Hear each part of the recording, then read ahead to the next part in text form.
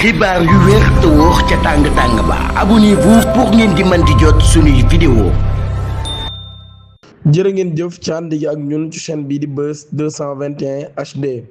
congrès Pastef tey jii ci dimanche ci lañ ko doon amal ca Dakar Arena le président du parti Ousmane Sonko daan nay consacré nag ab partie important ci discours am ngir tontu ñi nga xam ni dañu koy qualifier des marchands de crise accusés d'entretenir artificiellement l'idée d'un conflit au sommet de l'État. ginnaaw bu mu évoqué nag tension interne yi nga xam ni daan nay secouer le parti ces derniers mois leader des patriotes daan nay estimé que nag daal l'heure était désormais à la clarification mënuñu nag daal génn nañ ci première phase de clarification daal koy déclarer ci kanam ay milliers de militants selon Ousmane Sonko nag daal moom mii daan nay moom mii daan nay jàpp ni loolu yi moom mun leen affaiblir par les remous internes. Pastef en ressort consolidé. Pastef est plus que jamais la plus grande force politique du pays.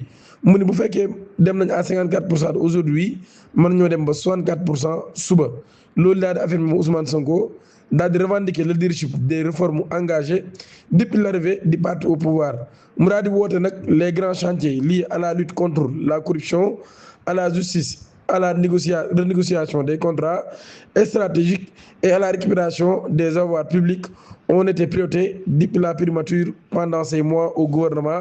La bataille contre la corruption, pour la justice, pour la renégociation de nos contrats et la récupération de nos avoirs loolu nag daal ñu ngi ko doon amal ci primature.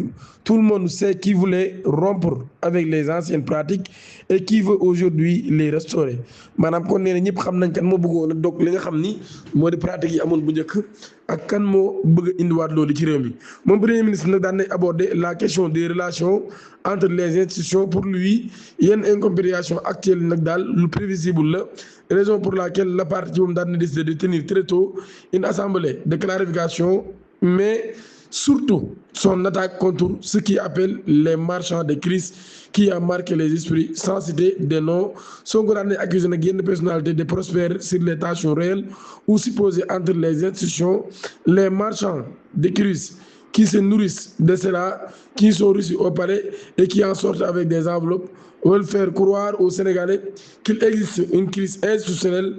Ce n'est pas le cas. Loolu laa di affirmé moom Ousmane Sonko, chef du parti Pastef. La configuration actuelle des pouvoirs ne doit pas être interprétée comme un affrontement entre responsables de l'État.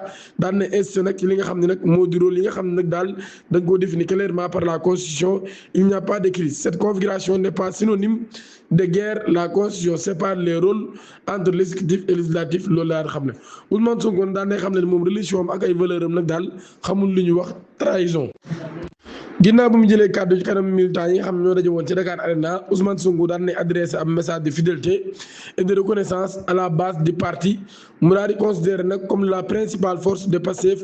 mun nag je ne trahirai jamais les militants que vous êtes.